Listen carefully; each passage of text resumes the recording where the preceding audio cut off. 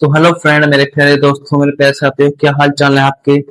आप जबरदस्त होंगे, जिंदाबाद होंगे और अपनी बोर्ड एग्जाम पर पढ़ाई अच्छे प्रकार से कर रहे होंगे। तो आइए आज की इस लेटेस्ट वीडियो में हम करने वाले हैं ये क्वेश्चन जो कि मैथ 12th क्लास से है, समाकलन। तो आइए इसका हमें करना है कि हमें इस सवाल का परिमेय करने के बाद इसका हमें समाकलन करके दिखाना है। तो आइए, जब भी हम समाकलन करते हैं तो हम इसको मानते हैं आई के बराबर, क्योंकि आई होता है इंटीग्रेशन।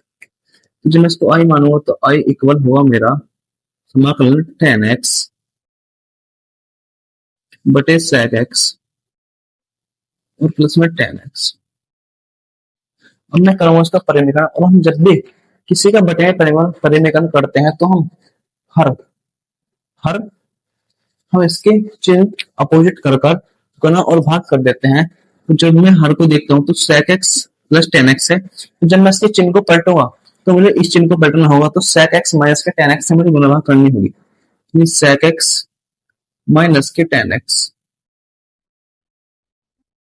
sec x माइनस के 10x।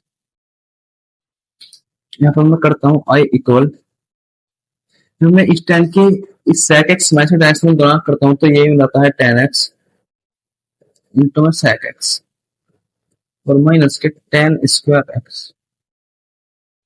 अब आप बटे में देख सकते हैं कि एक बार sec x जुड़ रहा है और एक बार घट रहा है। तो यहाँ पर मेरी कंडीशन अप्लाई होती है a प्लस बी और a माइनस बी, जो कि मेरा होता है a स्क्वायर माइनस का b स्क्वायर। ये मेरा होगा sec स्क्वायर x माइनस के 10 स्क्वायर x dx। यहाँ तक बात आपको समझ में आ रही होगी। अब आप जानते हैं कि sec स्क्वायर x और माइनस के 10 स्क्वायर x का मेरा मान जो होता है वो मेरा होता है 1, जो कि सर्व समीकरण आपके पहले ही लिखी हुई है। तो यहाँ लिख दें कि sec स्क्वायर x और माइनस के 10 स्क्वायर x बराबर होता है। जैसे मैं आई देखता हूँ तो मुझे समाकलन करना होगा 10x sec x का, 10x sec x का, और माइनस करना होगा 10 स्क्वायर x का।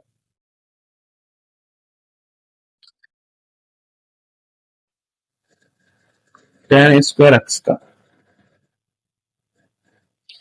अब यहाँ पर मैं समाकलन करूंगा तो आई बराबर, यहाँ पर 10x और sec x का अवकलन होता है sec x माइनस, और यहाँ पर 10x का हमारे पास कोई भी समाकलन नहीं होता है, तो मैं 10 स्क्वायर को लिख सकता हूँ। आपको एक समीकरण याद है, आप इसे इससे यहाँ से इस समीकरण से आप 10 स्क्वायर x का मान निकाल सकते हैं।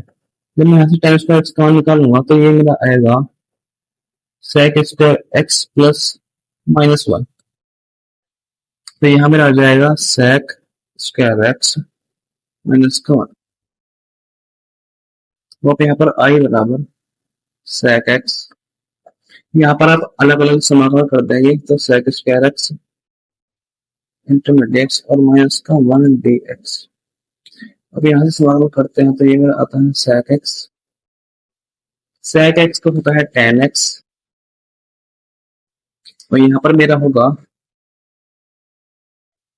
इस 1 को होगा x प्लस में आप इस माइनस के अंदर गुणा कर सकते हैं। तो आई बराबर sec x माइनस के 10x प्लस के x प्लस का c। तो ये इस तरीके से आपने इस सवाल को परिमेयकरण करने के बाद इसका समाकलन कर दिया है और आपका आंसर बिल्कुल ही करेक्ट है। अगर आप ये को आई होप ये सवाल आपको समझ में आ गया होगा। अगर आपको वीडियो अच्छी लगी हो तो लाइक करें एंड चैनल को सब्सक्राइब करना ना भूलें। आप इस सवाल को एक बार फिर से समझिए। यहाँ पे दिया गया था कि 10x बटे में sec x प्लस 10x, ये सबसे पहले क्या है इसका परिमेयकरण। और हम परिमेयकरण जब भी करते हैं तो हम हर के अपोजिट चिन्ह के साथ गुणा भाग करते हैं। तो ये हमें sec x प्लस 10x था, लेकिन मैंने यहाँ पर लिया है sec x माइनस के 10x। तो मैंने गुणा भाग किया है तो मैं ऊपर मैंने इस 10x के अंदर sec x माइनस के 10x में गुणा करी है। तो 10x इंटू में sec x माइनस के 10 स्क्वायर x बटे में sec square x minus 10 square x, क्योंकि यहाँ पे मेरी कंडीशन अप्लाई हुई है a प्लस बी और a माइनस बी, जो कि मेरा होता है a स्क्वायर माइनस के b स्क्वायर। अब हम जानते हैं कि इसका मान होता है 1, तो मेरा बचेगा 10x और sec x माइनस के 10 स्क्वायर x। अब मैं इन पर अलग अलग समाकलन दे दूंगा। तो 10x इंटू में sec x का मेरा समाकलन होता है sec x माइनस पर 10x a स्क्वायर x का हमारे पास समाकलन नहीं होता है, तो मैं इस सब समीकरण से sec स्क्वायर x माइनस के 10 स्क्वायर x बराबर 1 से मैं 10 स्क्वायर x का मान निकाल लूंगा। तो ये मेरा हो जाएगा sec स्क्वायर x माइनस का 1। जब मैं इसको यहाँ पर रखता हूँ तो मैं इन दोनों पे अलग अलग समाकलन दे दूंगा, यानी sec स्क्वायर x का अलग समाकलन और 1 का अलग समाकलन।